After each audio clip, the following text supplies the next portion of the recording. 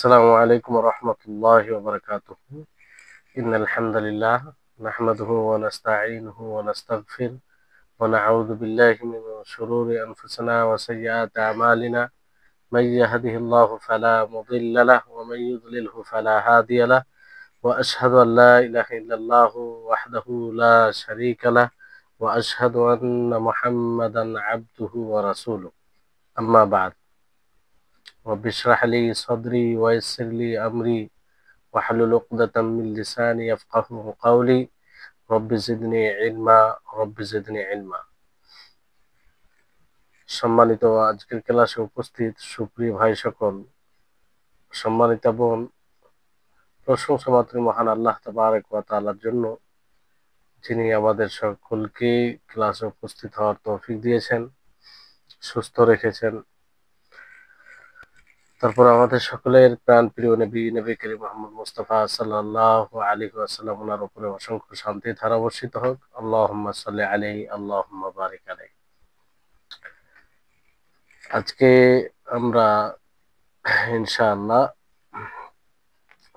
মারাতিবুত তাজকিয়া ওয়াত তাজরিহ, কাউকে নির্ভরযোগ্য বলা, সাফাই দেওয়া কারো, আর কাউকে ত্রুটিযুক্ত বলা, এটার স্তর সমূহ, গুণ বর্ণনা ও ত্রুটি বর্ণনার স্তর সমূহ আর কি শব্দতে গুণ বর্ণনা করা হয় এবং সেগুলোর স্তর কি কি আছে এবং কি শব্দ দ্বারা ত্রুটি বর্ণনা করা হয়, তার স্তরগুলিকে কি সেগুলো এখানে বলা হবে।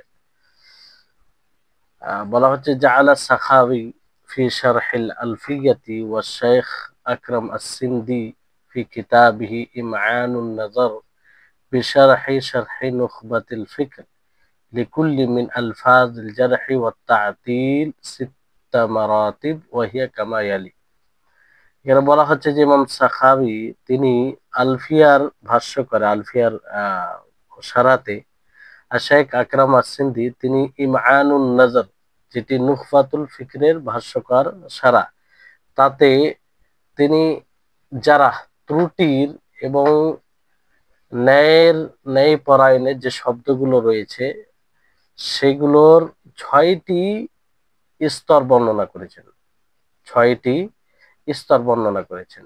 একটি স্তর অন্য স্তরের তুলনায় উঁচু অথবা নিচু, এরকম ভাবে তিনি স্তর বর্ণনা করেছেন। তো সর্বপ্রথম মারাতিবুত তাদিল, মানে তাদিলের গুণ বর্ণনার স্তর, এটা বর্ণনা করা হচ্ছে। তো প্রথম হচ্ছে আল উলা ওয়াহিয়া আলাহা, এটা সর্বোচ্চ স্তর।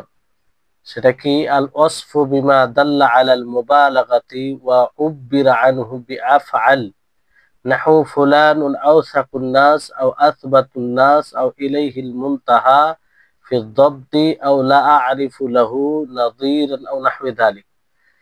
সর্বোচ্চ স্তর যে এমন গুণ বর্ণনা করা যে গুণ অতিরিক্ত পার অত্যাধিকের উপরে প্রতীয়মান হবে কিংবা তার ব্যাপারে ব্যক্ত করা হবে আফআল দ্বারা, মানে ইসমে তাফজিলের এটা ধরন কারো তুলনায় বেশি বলতে গিয়ে আফআল এই ওজনে বলা হয়।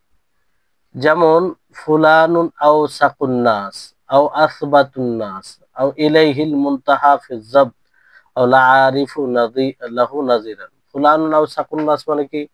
যে অমুক ব্যক্তি মানুষের মধ্যে সবচেয়ে বেশি নির্ভরযোগ্য। আসবাতুন নাস মানে মানুষের মধ্যে সবচেয়ে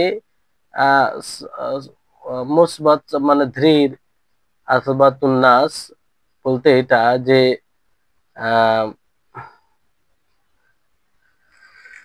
মানুষের মধ্যে সবচেয়ে সুদৃঢ়, মানুষের মধ্যে সবচেয়ে সুদৃঢ়।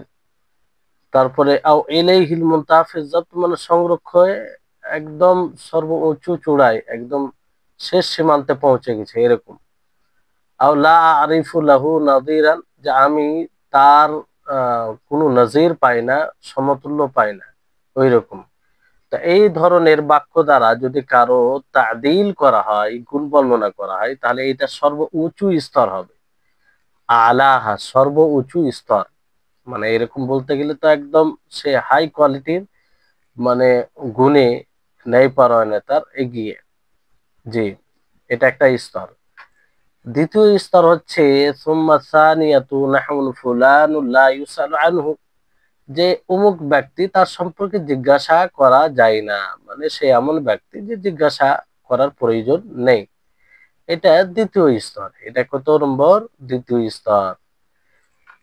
তৃতীয় স্তর হচ্ছে ওয়াহিয়া মা তাআক্কাদা বিসিফাতিন মিন সিফাতিদ দাল্লাতি আলা তাওসীক, যে যে গুণ সমূহের মধ্যে এমন গুণ দ্বারা মুতাআক্কিদ তাকিদ করা, যেটা তার তৌসিকের উপরে, ন্যায়পরায়ণতার উপরে প্রতীয়মান হবে।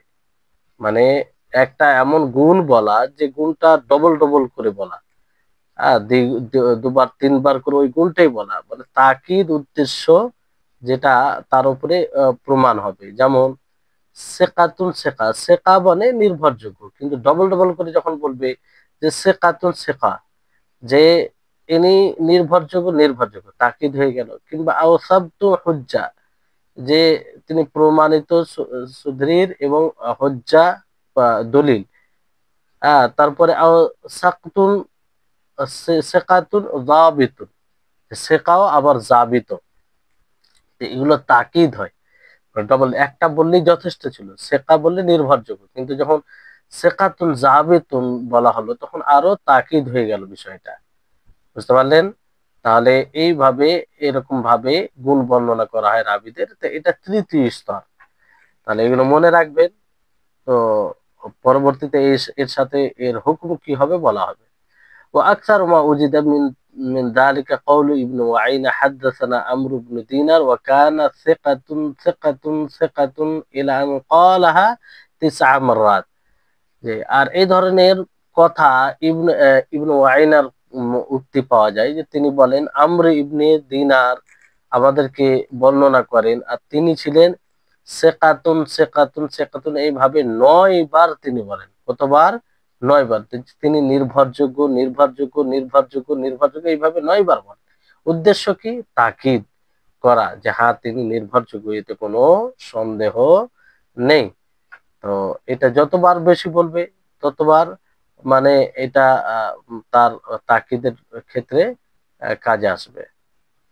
জি, মানে তৌসিক বলতে মানে ডবল ডবল বলা মানে কি, যে আরো তার নির্ভরযোগ্যতা এটা বুঝাবে, আরো তার নির্ভরযোগ্যতা বুঝাবে। তো আশা করি এই 3টি স্তর আপনারা বুঝতে পারলেন। এই 3টি স্তর মনে রাখেন। তারপরে স্তর হচ্ছে 4র্থ নম্বর, وهي ما عبر عنه بصيغة دالة على التوثيق من غير توكيد, যে এমন সিগা, এমন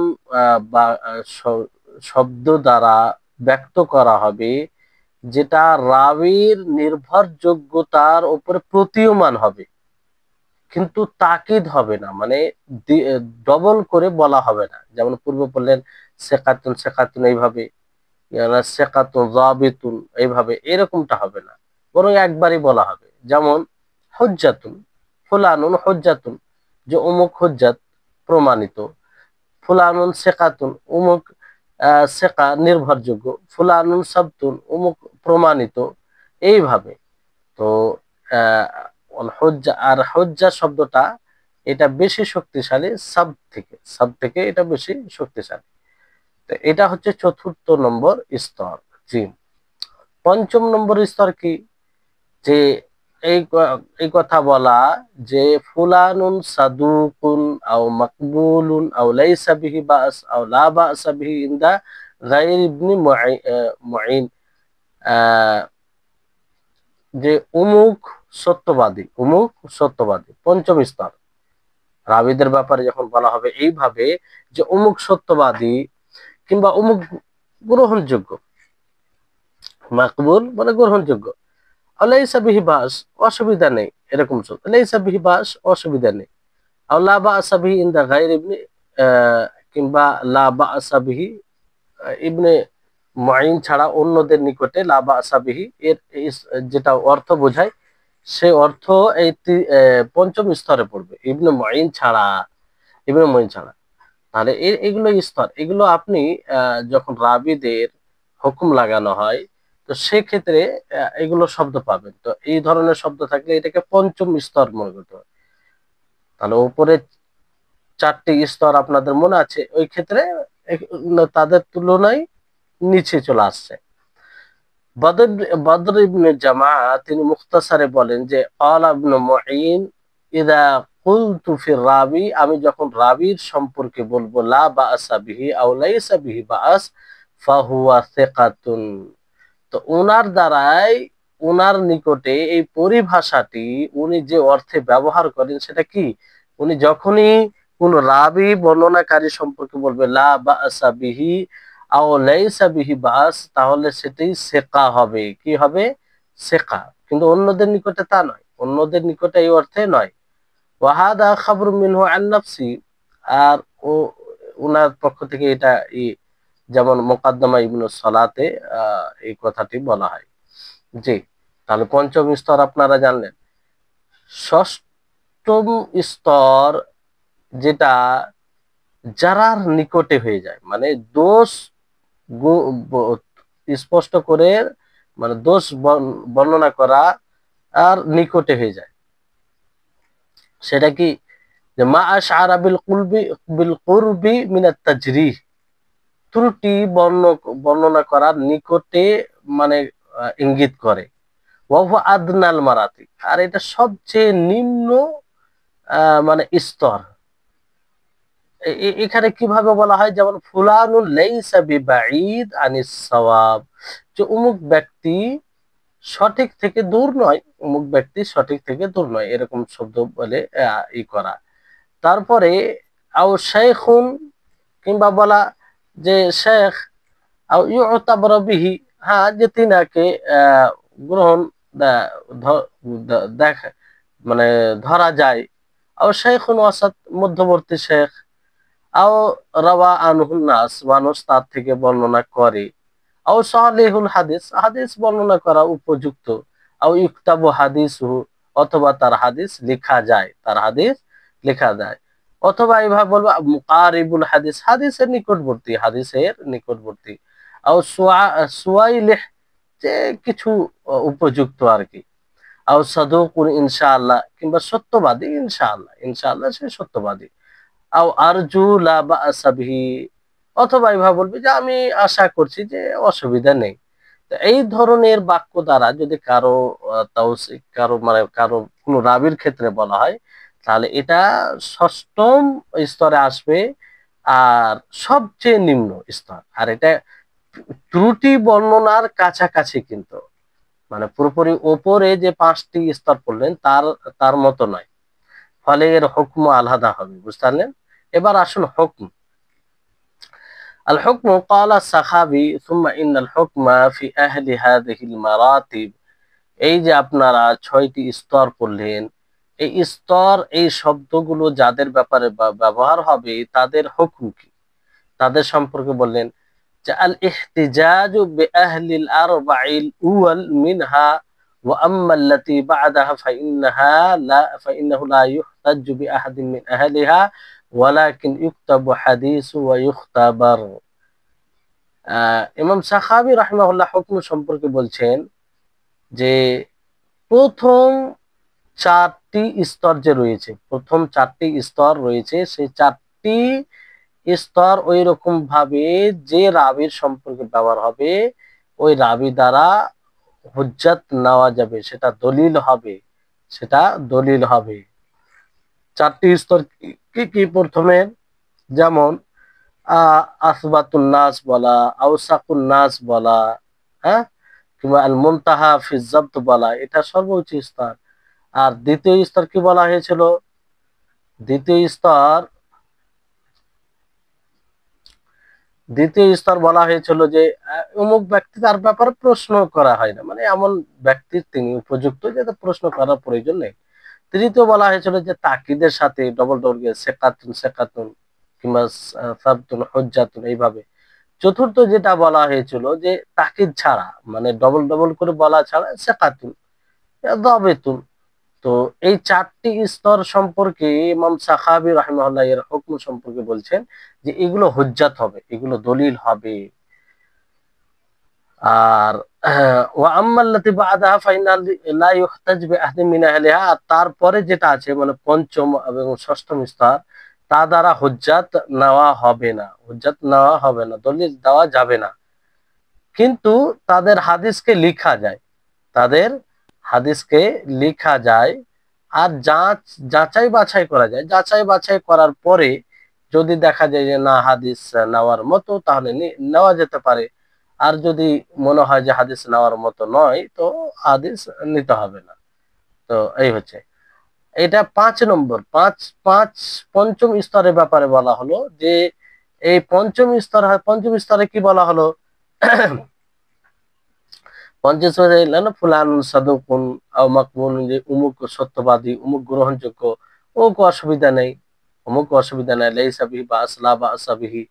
তো এই স্তরের ব্যাপারে ইমাম সাখাবী রাহিমাহুল্লাহ তিনি বলছেন যে এটার দ্বারা হুজ্জাত, এটা হুজ্জাত হবে না, দলিল হবে না, তবে তার হাদিস লিখা যেতে পারে এবং যাচাই বাছাই করে সেটা দেখতে হবে।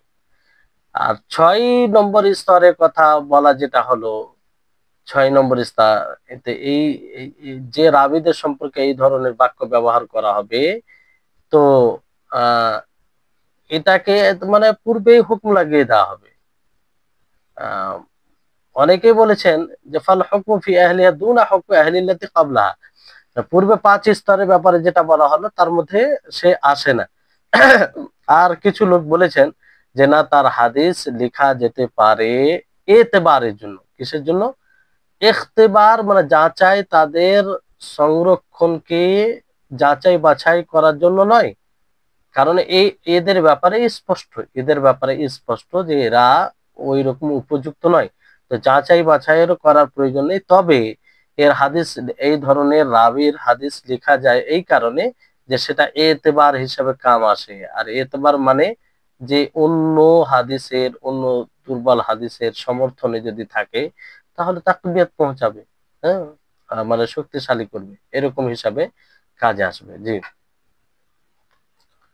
এরকম হিসাবে কাজে আসবে। তাহলে আপনারা 6টি স্তর জানেন। মানে দুনা ইখতিবারে আহ লিলি এতেবার বলতে দুর্বল হাদিসের সমর্থনে কাজে লাগানো যায় কিনা সেই জন্য মানে এটা লেখা যায়। তাদের সংরক্ষণে যাচাই বাছাই করার জন্য নয়, কারণ তাদের বিষয়টি স্পষ্ট। তো আশা করি আপনারা বুঝতে পারলেন। আর 6 নম্বর যেগুলো আহ যাদের ব্যাপারে যে শব্দগুলো ব্যবহার করা হয় ওগুলো আপনারা শুনলেন, যে এইভাবে বলা যে ফুলান লাইসা বিবাঈদ আনিস সাওয়াব, অমুক ব্যক্তি সঠিক থেকে দূরে নয়, শাইখুন তিনি শেখ, আও ইউতাবারু বিহি, দুর্বল হাদিসের সমর্থনে, ইউতাবারু বিহি মানে দুর্বল হাদিসের সমর্থনে বলা যায়। শাইখুন ওয়াসাত, তিনি মধ্যম স্তরের শেখ, রাওয়া আনহুন নাস, লোকেরা তার কাছ থেকে বর্ণনা করেছে, সালেহুল হাদিস, হাদিসের ক্ষেত্রে তিনি মধ্যম মনের, সোয়াইলেহ, তিনি মোটামুটি চলনযোগ্য, সাদুকুন ইনশাআল্লাহ, ইনশাআল্লাহ তিনি সত্যবাদী, আরজু আল্লাহ বা আসাবি, আশা করি তার মাঝে কোনো সমস্যা নেই। তো এগুলো হচ্ছে একদম শেষ স্তরের, নিম্ন স্তরের। জি। আর এখানে একটি শব্দ পড়েছিলেন আপনার হাদা খাবার ও আন্নফসি ইবনে মুঈন ব্যাপারে, যে যারা তাদের ক্ষেত্রে ইমামগণ যে সকল শব্দ ব্যবহার করেছেন, ইমাম পারিভাষিক দিক থেকে সেগুলোর মাঝে কিছু পার্থক্য রয়েছে। যেমন ইমাম ইয়াহইয়া ইবনে মাঈন রাবির ক্ষেত্রে 2টি পরিভাষা ব্যবহার করেছেন। লা বা'সা বিহি, তার মধ্যে কোনো সমস্যা নেই, লাইসা বিহি বা'স, তার মধ্যে কোনো সমস্যা নেই। এই পরিভাষা দুটি ইমাম ইয়াহইয়া ইবনে মাঈন এর মতে 4র্থ স্তরের অন্তর্ভুক্ত, ইনার নিকটে, কিন্তু বাকিদের নিকটে এর অন্তর্ভুক্ত নয়। কারণ কারণ তার মতে এর দ্বারা উদ্দেশ্য হলো সেকাতুন, সেকাতুন তিনি উদ্দেশ্য, এই শব্দ বলে সেকাতুন উদ্দেশ্য নেই, মানে বুঝায়। কিন্তু তিনি ছাড়া অন্য অন্য ইমামদের মতে তা 5ম স্তরের অন্তর্ভুক্ত, মানে অন্য অন্য ইমামদের নিকটে 5ম স্তরের আহ, আহ, অন্তর্ভুক্ত। এখানে আপনার যে বিষয়টি রয়েছে যে পঞ্চম ও ষষ্ঠ স্তরের মাঝে পার্থক্য আর একটু আশা করি স্পষ্ট হয়েছে, তারপর আবারও বলি যাতে আপনাদের দিকে ইঙ্গিত মানে স্পষ্ট হয়ে যায়। আপনাদের নিকটে, সেটা কি যে পঞ্চম স্তরের রাবীদের হাদিসের বিধান হচ্ছে, হুকুম হচ্ছে যে এই স্তরের রাবী কর্তৃক কোনো হাদিস বর্ণিত হলে সরাসরি হাদিসটিকে মাকবুল বা গায়ের মাকবুল বলা যাবে না। পঞ্চম স্তরে, পঞ্চম স্তরে কি সাদুকুল বলা, মাকবুলুল বলা, বরং তার বর্ণিত হাদিসটিকে বিভিন্নভাবে যাচাই বাছাই করে করতে হবে, বিভিন্ন কারিনা তথা ইঙ্গিত দেখতে হবে, যাচাই বাছাই করে যদি মনে হয় হাদিসটি গ্রহণযোগ্য তখন হাদিসটিকে গ্রহণযোগ্য বলতে হবে, আর যদি মনে হয় গ্রহণযোগ্য নয় তখন হাদিসটিকে অগ্রহণযোগ্য আখ্যা দিতে হবে। আর ষষ্ঠ স্তরের বিষয়টি কি, ষষ্ঠ স্তরে মানে যার ব্যাপারে বলা হচ্ছে যে ফুলানুন লাইসা বিবাঈদিন, মানে ফুলানুন লাইসা বিবাঈদিন মিনাস সাওয়াব, মানে সঠিক থেকে বেশি দূরে নয়, এরকম ভাবে বলা, কিংবা সোয়াইলে মোটামুটি চলা চলবে, তো এরকম ধরনের বলা ষষ্ঠম, এক কথায় ষষ্ঠম স্তরের।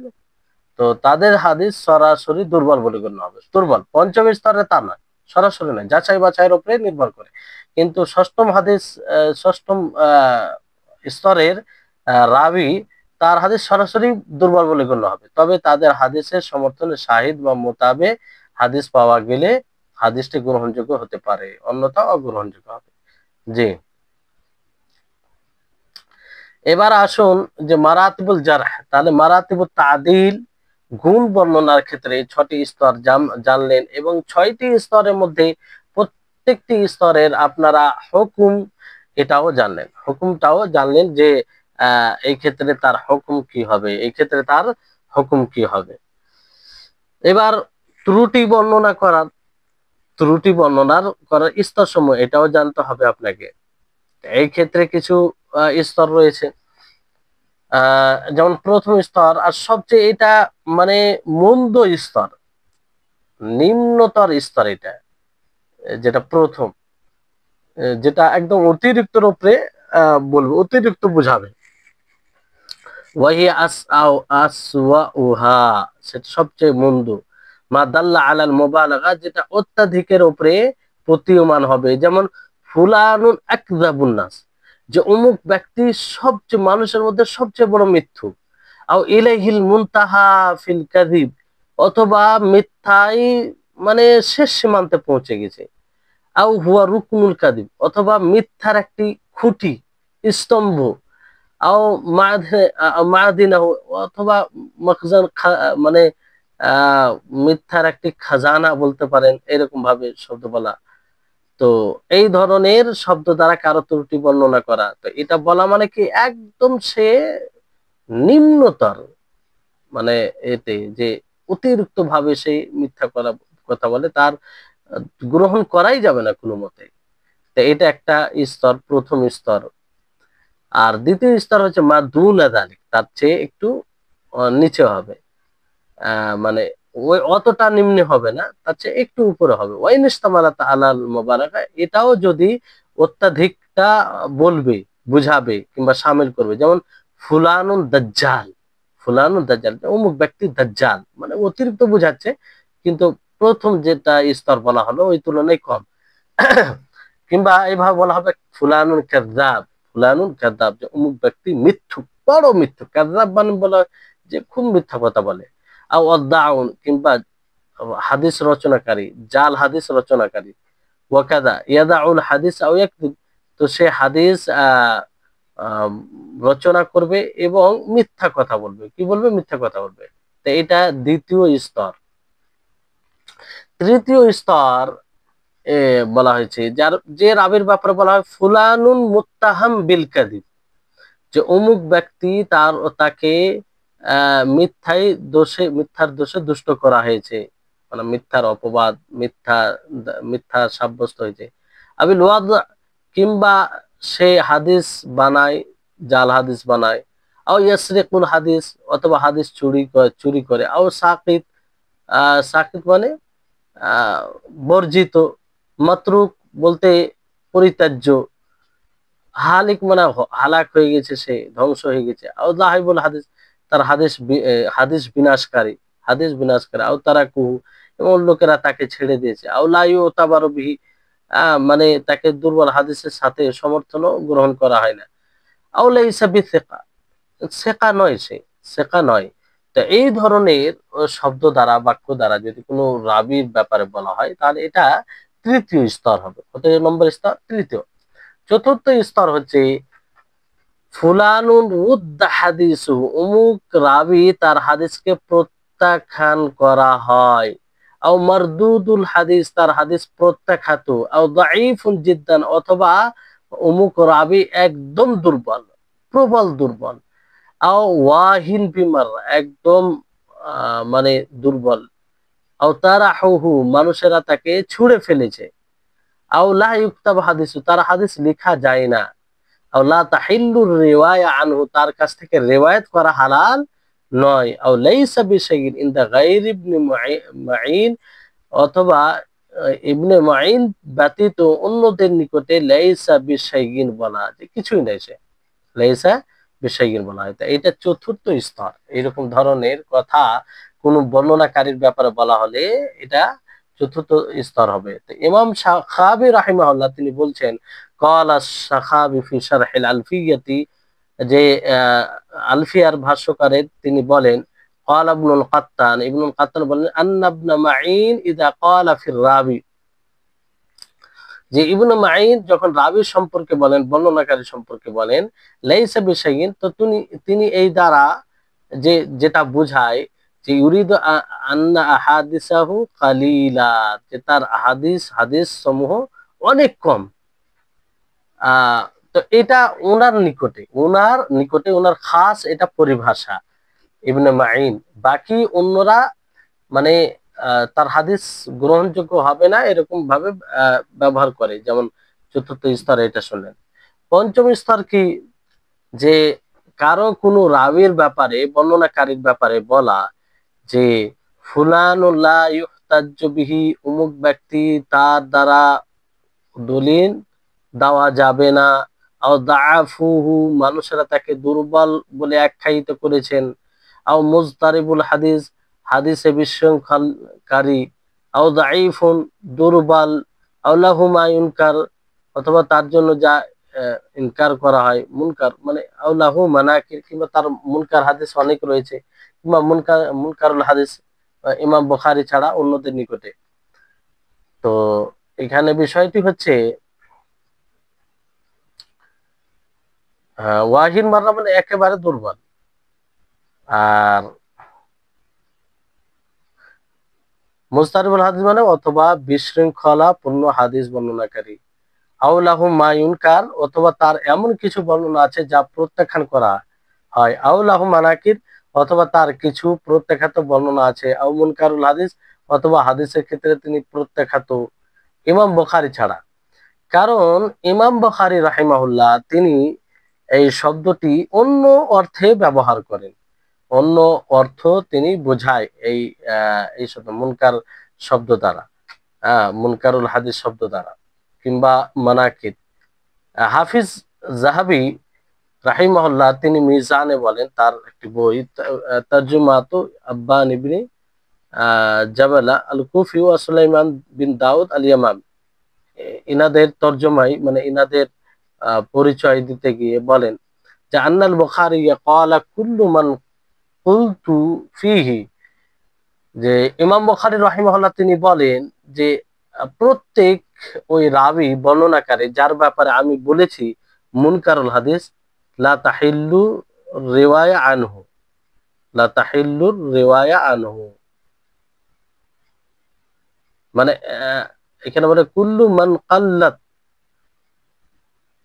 যে যার রিওয়ায়াত, এখানে কি বিষয়টি, এক মিনিট, ইমাম বুখারী এই এই বাক্যটিকে অন্য অর্থে ব্যবহার করেন।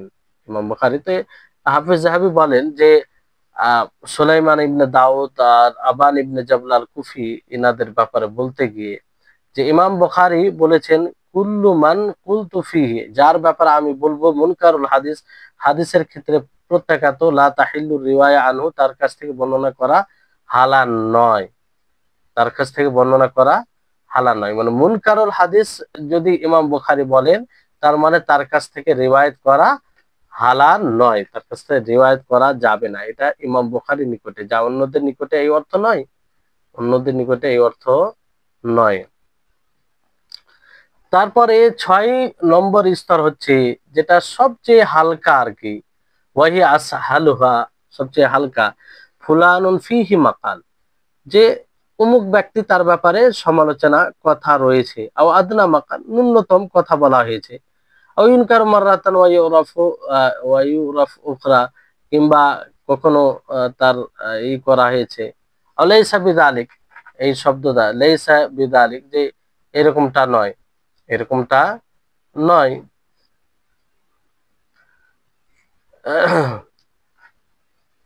আহ এদিকে আও ইনকার মাররাতান ওয়া ইউরাফ উখরা, অথবা একবার তাকে প্রত্যাখ্যাত বলা হয় তো আরেকবার গ্রহণযোগ্য বলা হয়, ওয়া ইউরাফ উখরা, মানে কোন সময় প্রত্যাখ্যাত বলে বলা হয়, আবার ফির গ্রহণ করা হয়।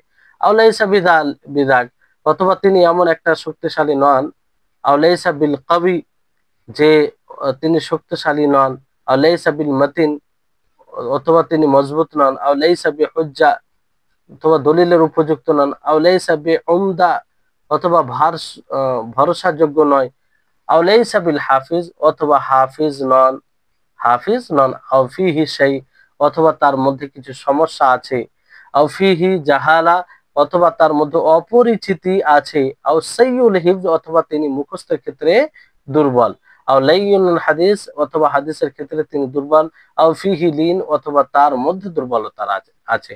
তো এটা সবচেয়ে হালকা পূর্বের স্তরের তুলনায়, এই শব্দ দ্বারা কোন রাবির ব্যাপারে বলা মানে পূর্বের স্তরের তুলনায় হালকা, পূর্বের স্তরের তুলনায় হালকা।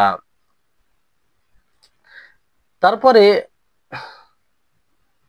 বলা হয়েছে যে তাদের কথার মধ্যে এটাও যে ফুলানুন তাকাল্লামু ফি, যে অমুক ব্যক্তি যার ব্যাপারে কথা বলা হচ্ছে, অমুক ব্যক্তি যার ব্যাপারে দেখার বিষয় আছে, অমুক ব্যক্তি যার ব্যাপারে মানুষ চুপ্পি অবলম্বন করেছে, ইমাম বুখারী ছাড়া। তো এগুলাও ওই মানে 6 নম্বর স্তরের অন্তর্ভুক্ত। ইমাম বুখারী ছাড়া, ইমাম বুখারী যখন এইটা বলা হয় যে সাকাতু আনহু, তার নিকটে অর্থ অন্য বুঝায়, তিনার খাস। যেমন হাফিজ ইরাকি আলফিয়ার সারাতে ভাষ্যকারে বলেন যে ফুলানুন ফিহি নজর, আর ফুলানু সাকাতু আনহু, এই দুটি ইবারত, হাতান ইবারাতান ইয়াকুলুহুমা আল বুখারী ফি মান তারাকু হাদিসাহু, এই দুটি ইবারত তার জন্য ব্যবহার করেন ইমাম বুখারী রাহিমাহুল্লাহ, যার রিওয়ায়াতকে মানুষ ছেড়ে দিয়েছে, যার রিওয়ায়াত বর্ণনাকে মানুষ একেবারে ছেড়ে দিয়েছে।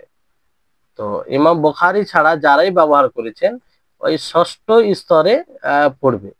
এবার আসুন এর হুকুমের ব্যাপারে জানি আমরা যে ইমাম সাখাবী রাহিমাহুল্লাহ তিনি বলেন আলফিয়ার সারাতে, সুম্মাল হুকমু ফি আহলি হাযিহিল মারাতিব, এই 6টি স্তরের হুকুম কি? তো তিনি বলছেন আল্লাহ লা ইউহতাজু বি আহাদিন মিন আহলিল আরবাইল উয়াল, প্রথম যে 4টি স্তর রয়েছে তা দ্বারা কোনোভাবে হুজ্জাত দলিল দেওয়া যাবে না, ওয়ালা ইউস্তাশহাদু বিহি, না ইস্তিশহাদ তার সমর্থনে এটা পেশ করা যাবে, ওয়ালা ইউতাবারু জয়ীফ হাদিসের সমর্থনে পেশ করা যাবে, কোনোভাবে নয়। ওয়াকুল্লু মান যুকিরা ফিল খামিসা ইউতাবারু বিহাদিসি আই ইউখাররাজু লিল ইতিবার, আর প্রত্যেক ওই হাদিস যেটা পঞ্চম স্তরের ব্যাপারে বলা হলো তার হাদিস এতেবারে মানে সমর্থনে নেওয়া হবে, সমর্থনে এটা পেশ করা যেতে পারে। তাহলে প্রথম 4টি স্তর আপনারা কি কি পড়লেন? প্রথম 4টি স্তর, প্রথম যে একদম কারো আকদাবুন্না, সবচেয়ে মানুষের মধ্যে সবচেয়ে বড় মিথ্যুক, কিংবা মিথ্যায় সীমা মানে শেষ প্রান্তে পৌঁছে গেছে। দ্বিতীয় কি তার থেকে একটু কম, ফুলানুদ দাজ্জাল কাযযাব। তৃতীয় কি মুত্তাহাম বিল কাযব আবিল ওয়াজ, যে হাদিস রচনা করে, হাদিস চুরি করে, এগুলো। চতুর্থ যে ফুলান রুদ্দা হাদিস, যে অমুক ব্যক্তি তার হাদিসকে প্রত্যাখ্যান করা হয়, সে তার হাদিস প্রত্যাখ্যাত, সে অতিরিক্ত দুর্বল। তো এই চার চার স্তরের রাবি একদম কোনোভাবেই তার হুজ্জাত প্রমাণ হবে না, না মানে সমর্থনে এদেরকে পেশ করা হবে এদের রিবায়াতকে।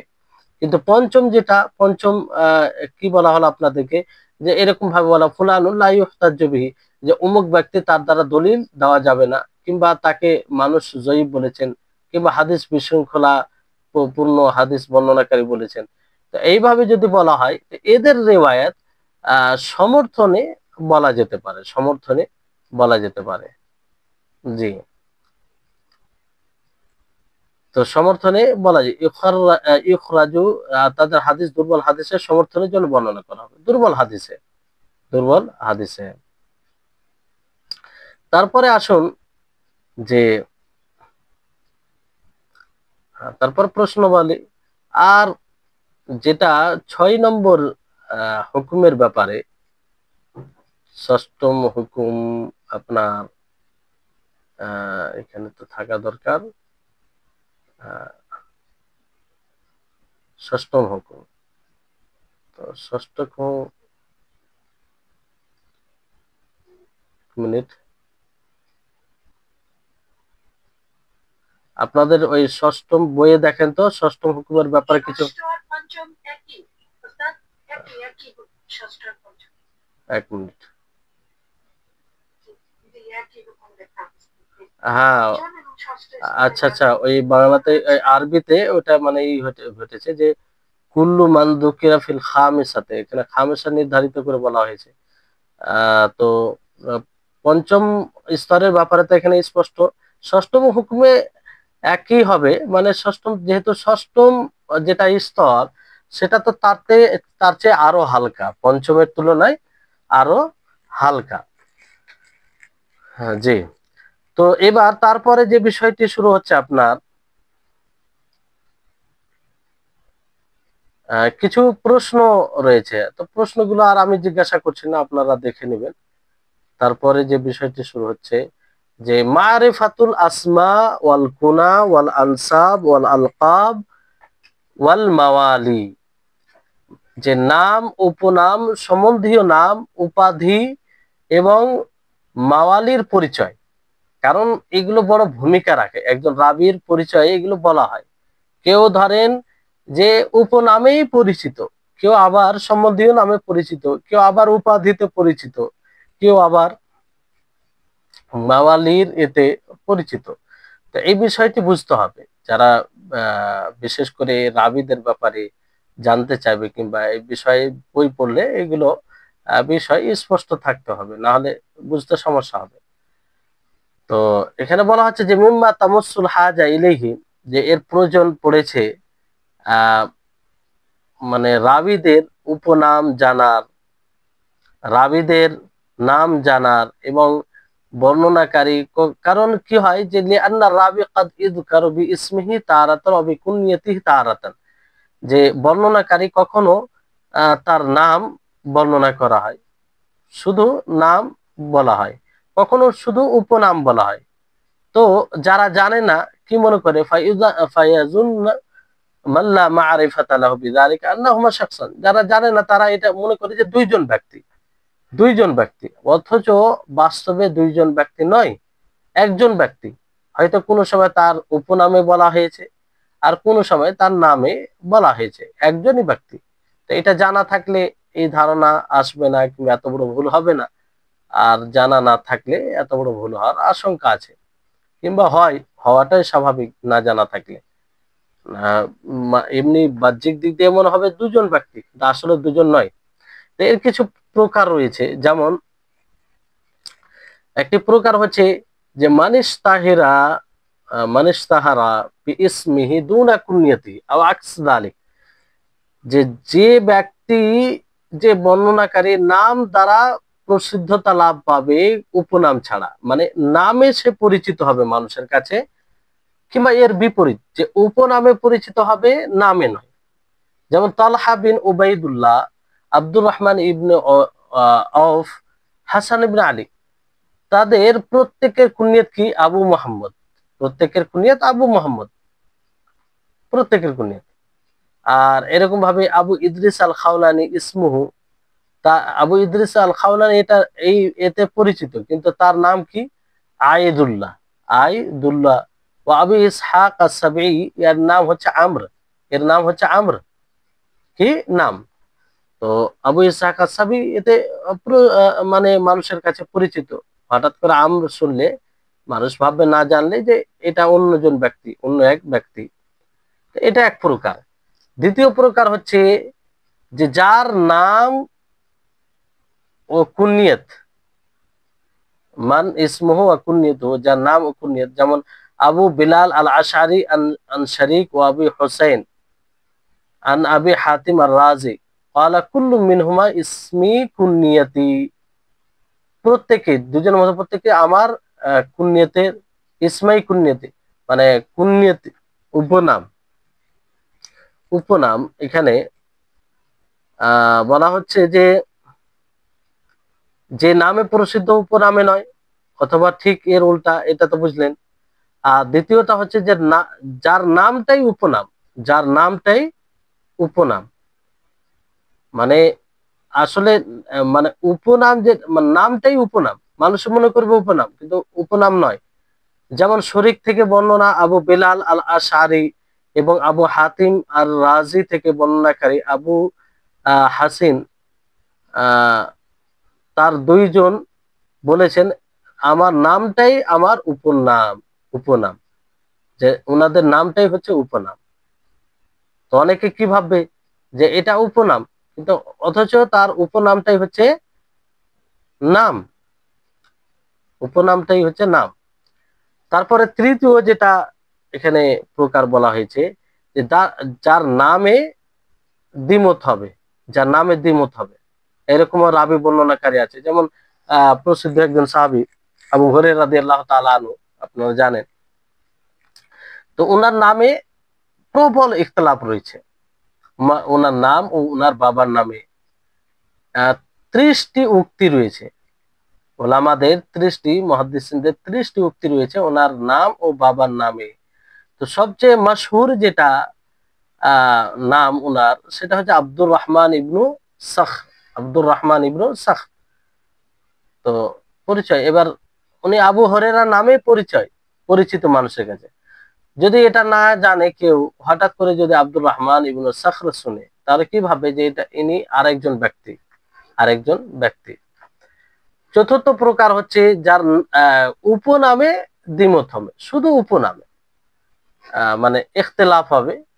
যেমন Osama bin Zayed, Osama Zayed, ইনার নাম, এতে কোনো সমস্যা নেই, কিন্তু ওনার উপনাম ব্যাপারে কেউ বলেছেন যে আবু খারিজা, কেউ বলেছে আবু মোহাম্মদ, আবু আব্দুল্লাহ, অনেক মত রয়েছে উপনামে। পঞ্চম প্রকার হচ্ছে যে মান কাসুরাত কুনাও, যার উপনাম অনেক হবে, যার উপনাম অনেক হবে। যেমন ইবনু জুরাইজ, ইবনু জুরাইজ, তার দুটি উপনাম রয়েছে আবু খালিদ, আবুল ওয়ালিদ, আবু খালিদ, আবু ওয়ালিদ। এবার যদি কেউ না জানে যে এই ব্যক্তিরই দুটো উপনাম, তো দুটো শুনে কিংবা দুই জায়গায় দেখে দুইজন ব্যক্তি মনে করবে। ফলে এটা জানা থাকলে সুবিধা যে না, ওই ব্যক্তি উনারই উপনাম, এটাও বলা হয়, এটাও বলা হয়। 6 নম্বর হচ্ছে মান ওয়াফাকাত কুনিয়াতুহু ইসমু আবিহি আও আকস যালিক, যে যার উপনাম তার বাবার নাম, তার বাবার নামের সাথে মিলে যাবে, তার বাবার নামের সাথে মিলে যাবে। যেমন আবু মুসলিম আল আগার ইবনু মুসলিম আল মাদানী, যেমন আর রাবি আন আবি হুরায়রা, আন আবি হুরায়রা ওয়া আবু ইসহাক আল আত-তালিকানি ইবনু ইসহাক। দেখেন আবু ইসহাক, এই উপনাম ইসহাক মিলে যাচ্ছে। তারপর ইসহাক ইবনু আবি ইসহাক আস-সাবিঈ, ইসহাক, এখানে ইসহাক, আবু ইসহাক। তো নাম ও উপনামে মানে মুওয়াফাকাত হবে, মিলে যাবে। এটা এক প্রকার, এই ধরনের রাবি বর্ণনাকারী পাওয়া যায়, এই ধরনের বর্ণনাকারী পাওয়া যায়। তারপরে আপনার 7 নম্বর হচ্ছে যে মান ওয়াফাকা ইসমু আবিহি ইসমা শাইখিহি, যে যার বাবার নাম, যে রাবির বাবার নাম তার শিক্ষকের নামের সাথে মেল খাবে, তার শিক্ষকের নামের সাথে মেল খাবে। যেমন রাবি বিন আনাস আন আনাস আবুহু বকরি ওয়া শাইখু আনাস বিন মালিক খাদিমুন নবী সাল্লাল্লাহু আলাইহি ওয়াসাল্লাম। এখানে দেখেন রাবি বিন আনাস, মানে আনাসের ছেলে রাবি, তো রাবির বাপ কে আনাস, তো রাবির শিক্ষক হচ্ছে আনাস, ওনার উপরে আনাস। তো বাবার নাম শিক্ষকের সাথে মিলে যাচ্ছে, মানে রবির বাবা হচ্ছে আনাস, আর রবির শিক্ষক হচ্ছে তার উপরে আনাস। তো দুটো নাম এক হয়ে যাচ্ছে, দুটো নাম এক হয়ে যাচ্ছে। এরকম ধরনের রাবি আছে, যে রবি বিন আনাস আন আনাস, রবি বিন আনাস আন আনাস। তো রবির বাবার নাম আনাস, আর রবি ইনার শিক্ষকের নামও আনাস। জি। তারপরে 8 নম্বর বিষয় কি, মান ওয়াফাকা ইসমা রাবি আনহু ইসমা শাইখিহি, যে রাবির নাম যে বর্ণনাকারী বর্ণনা করেছে তার শেখের নামের সাথে, শিক্ষকের নামের সাথে মিলে যাবে। এখানে রাবির নাম শিক্ষকের নামের সাথে মিল খাবে, এরকমও বর্ণনাকারী আছে, যে রাবির নাম, বর্ণনাকারীর নাম তার শিক্ষকের নামের সাথে মেল খেয়ে যাবে। যেমন ইমাম বুখারী রাহিমাহুল্লাহ তিনি রিওয়ায়াত করেন, ইয়ারবি আনহু, তিনার থেকে কে বর্ণনা করেন, মুসলিম সাহিবুস সাহিহ। ওয়ারাওয়াল বুখারী, বুখারী রিওয়ায়াত করেন আন মুসলিম ইবনে ইব্রাহিম আল ফারাহিদি আল আজদি। বুখারী মুসলিম থেকে রিওয়ায়াত করেন। তো এখানে দেখেন, ইমাম বুখারী থেকে মুসলিম রিওয়ায়াত করেন, ফের ইমাম বুখারী মুসলিম আরেকজন মুসলিম থেকে রিওয়ায়াত করেন। তো রিওয়ায়াতকারী হচ্ছে মুসলিম ইমাম বুখারী থেকে, তো তিনার নামের সাথে মিল খেয়ে যাচ্ছে শিক্ষকের শিক্ষকের সাথে। মানে মান ওয়াফাকা ইসমার রাবি আনহু, যার থেকে বর্ণনা করেছেন বর্ণনাকারীর নাম মেল খেয়ে যাবে তার শিক্ষকের, মানে যার কাছ থেকে বর্ণনা করেছে তার শিক্ষকের নামের সাথে মিল খেয়ে যাবে। এখানে ইমাম মুসলিম রেওয়ায়াত করছেন ইমাম বুখারী, তো ইমাম বুখারী ইমাম মুসলিমের শিক্ষক হলো। তো ইমাম বুখারীর শিক্ষকের সাথে ইমাম মুসলিমের নাম মিল খেয়ে যাচ্ছে। কেমন ভাবে, যে ইমাম মুসলিম ইমাম বুখারী থেকে রিওয়ায়াত করলেন, ফির ইমাম বুখারী মুসলিম থেকে রিওয়ায়াত করছেন আরেকজন, উনি মুসলিম নন, মানে আরেকজন মুসলিম। তো ইমাম মুসলিমের সাথে মিল খেয়ে যাচ্ছে, এরকম। তো আসলে এটা জানা উপকার কি, যাতে না কেউ শোনার পরে এটা মনে না করে যে হাদ্দাসানা মুসলিম আনিল বুখারী আন মুসলিম, আর এটাকে মনে করবে আন্না হাদা ইসনাদুন মাকলুবুন আও ফিহি তাকরার, লাইসা কাযালিক, যে এটা এই ইসনাদে পরিবর্তন ঘটেছে, কালব ঘটেছে, মাকলুব এই সনদটি, কিংবা বারবার নাম নেওয়া হয়েছে। তো এটা যেন কেউ না ভাবতে পারে, কারণ মুসলিম, একটা মুসলিম হচ্ছে বর্ণনাকারী সহিহ মুসলিম, উনি ইমাম বুখারী থেকে রেওয়ায়াত করেন, যেটা অনেক রেওয়ায়াত রয়েছে। আর ইমাম বুখারী যে মুসলিম থেকে রেওয়ায়াত করেন উনি আরেকজন, তো সানাদে কোনো পরিবর্তন ঘটেনি। তো এটা কখন বুঝতে পারবে, যখন এই সব বিষয়গুলো সম্পর্কে জ্ঞান থাকবে, তখন বুঝতে পারবে। না তা না হলে বলবে যে সানাদে কালব ঘটেছে, সানাদ এটা মাকলুব, আর মাকলুব সানাদ তো জানেন এরকম পড়েছেন। তারপরে 9 নম্বর হচ্ছে যে মানিত্তাফাকা ইসমুহু আসমা শাইখিহি ওয়া শাইখা শাইখিহি নাহওয়া ইমরান আন ইমরান আন ইমরান, ফাল আউয়াল ইমরান আল কুসাইর ওয়া থানি আবু রাজা আল আতারদি ওয়া থালিথ ইমরান ইবনে হুসাইন আস-সাহাবী আল মারুফ, যে যার নাম এবং তার শিক্ষকের নাম এবং শিক্ষকের শিক্ষক একই নাম হবে, এরকম আছে যে বর্ণনাকারীর নাম, বর্ণনাকারীর শিক্ষকের নাম এবং শিক্ষকের শিক্ষকের নাম একই একই, মানে ব্যতিক্রম ঘটেছে, হয় এরকম। যেমন ইমরান আন ইমরান আন ইমরান, যে ইমরান বর্ণনা করছেন ইমরান থেকে, আর ওই ইমরান আরেক ইমরান থেকে বর্ণনা করছেন। তো আসলে অনেকে যদি এই বিষয়টি না জানে, কি ভাববে যে না, এটা তো মনে হয় তো বারবার নাম ভুলে নিয়ে নিয়েছে, কিংবা সানাদে এদিক ওদিক হয়েছে। তো আসলে কি, প্রথম ইমরান বলতে ইমরান আল কোসাইর, আর দ্বিতীয় ইমরান বলতে তিনি আবু রাজা আল আতারদি, আর তৃতীয় ইমরান বলতে ইমরান বিন হোসেন আর সাহাবি, পরিচিত সাহাবি একজন। তো এই হচ্ছে বিষয়। তারপর 10 নম্বর হচ্ছে যে আহ 10 নম্বর, যার নাম এবং তার বাবার নাম ও তার দাদার নাম, যার নাম ও তার বাবার নাম ও তার দাদার নাম এক হবে, মানে তার নাম, তার বাবার নাম, তার দাদার নাম। যেমন আল হাসান ইবনুল হাসান বিন আলী ইবনে আবি তালিব, যে হাসানের পিতা হাসান, তার প্রথম হাসানের কি দাদা হাসান। তাহলে দেখেন যে রাবির নাম, তার বাবার নাম, তার দাদার নাম এক হয়ে যাচ্ছে। অনেকে না জানে কি ভাববে যে না এখানে কিছু ভুল আছে, বারবার নাম নেওয়া হয়েছে, তো এরকমও হয়। 11 নম্বর হচ্ছে মান ওয়াফাকাত কুনিয়াতুহু কুনিয়াতা জাওজাতিহি, যার উপনাম মিল খাবে তার স্ত্রীর উপনামের সাথে, স্ত্রীর উপনামের সাথে। যেমন আবু আইয়ুব ওয়া উম্মু আইয়ুব সাহাবিয়াইন, দুইজনে সাহাবী, আবু আইয়ুব সাহাবী আর উম্মে আইয়ুব সাহাবিয়া, মানে তার স্ত্রীর উপনাম হচ্ছে উম্মে আইয়ুব, আর আহ, মানে আহ, স্বামীর উপনাম আবু আইয়ুব। তা আইয়ুব আইয়ুব দুটোই এক হয়ে যাচ্ছে। তো এই ধরনের রাবি, এগুলো জানার লাভ, বুঝতে পারলেন যে যাতে বুঝতে পারে যে এক নয়, কিংবা এখানে ভুলের কোনো বিষয় নেই, এখানে ভুলের কোনো বিষয় নেই। তারপর এখানে বলা হচ্ছে মানে জ্ঞাতব্য বিষয় যে কাযালিকা মিনাল মুহিম মারিফাতুল আসমা আল মুজাররাদা আনিল কুনা ওয়াল কুনা আল মুজাররাদা আনিল আসমা ওয়া মারিফাতুল মুফরাদা মিনাল আসমা ওয়াল কুনা ওয়াল আলকাব ওয়া হিয়া আল্লাতী লাম ইউসাম্মা বিহা ইল্লা ওয়াহিদ। যে এটা গুরুত্বপূর্ণ শুধুমাত্র নামকে জানা, কুনিয়াত ছাড়া নামকে জানা, আর কুনিয়াত নাম ছাড়া কুনিয়াতকে জানা, কিংবা আহ শুধুমাত্র নাম, উপনাম, কুনিয়াত বলতে উপনাম, উপাধি নাম জানা, যেটা একই নাম রাখা হয় এখানে।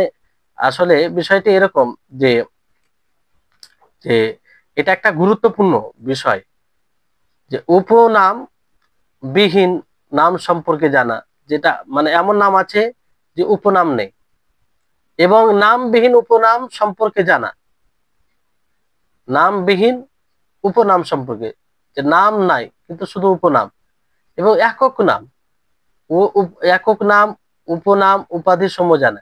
একক নাম বলতে ওই নামগুলোকে বোঝায় সেগুলো দিয়ে শুধু একজন ব্যক্তির নাম রয়েছে, একজন ব্যক্তির নাম রয়েছে।